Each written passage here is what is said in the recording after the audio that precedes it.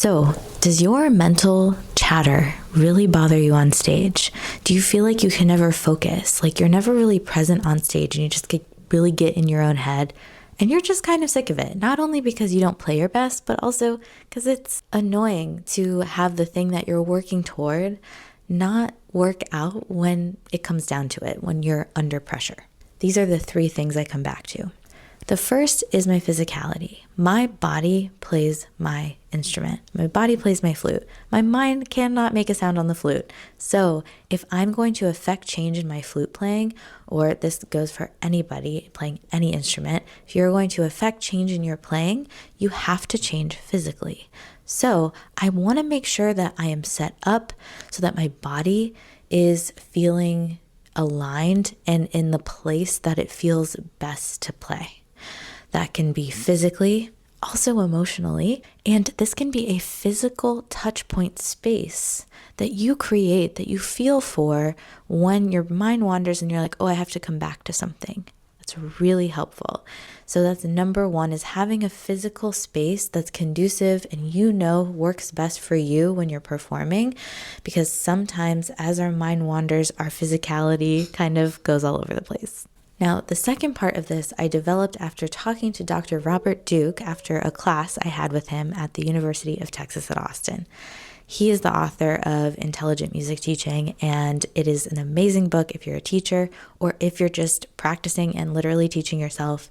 It's an incredible insight into the brain, how we learn, and how to do that effectively and not like perfectionistly. So check that book out if you want. I'll link it down in the description below. I asked him what to think about because I had a really hard time focusing. I didn't know what it meant, and I didn't know how to focus my brain in performance. So the thing that he said that they had found in their research is that when people have sort of an aural image of how they want to sound when the notes come out, as they come out, and what they're expecting to sound like. They're picturing their sound, and it could be in great detail. It could be simple. It could be rhythmic. It could be kind of anything, whatever helps you. But that's when people got the most consistent and best results in performance. And I thought at the time, I was like, well, everyone's saying to think about my physicality.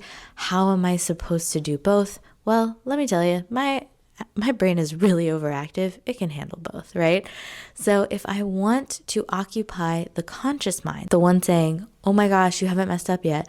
Don't mess up, don't mess up, don't mess up, don't mess up. You get the idea. If I want to have that part of the brain, it's like a toddler sometimes, especially if we're in a fight or flight situation, if you're nervous, it really ramps up. So I think about this in my oral expectation, like giving the toddler in my brain like a toy to play with. That makes them a little bit more calm and maybe even helps exactly what I want to come out. So those are two mental things / awareness things, physicality and singing in my head as I play in as much detail as I possibly can, expecting what I want to come out as I do it. Those two things are really helpful to me. Now, if you're playing with music, one other technique I learned from my teacher, Marianne Kadigian, she would always say 1 inch at a time. So I'm never thinking I'm playing the entire sonata or entire piece or entire recital right then. I play 1 inch of music at a time so I can be present, sing in my head, ground in my physicality. And for me, that creates the best environment for my flute playing to come to life. And I think that's kind of all we can do, because in our practice room, we train our body, we train our subconscious, we learn these notes, we internalize them. But in performance, our conscious mind and the sentences in our head can sometimes get in the way. So if you enjoyed this concept and you would like more tips on performing, mindset, and sort of dealing with being human and a performer, because those things don't always seem to mesh as well as we want them to, subscribe. And you'll hear a lot more of this. And I will see you next time.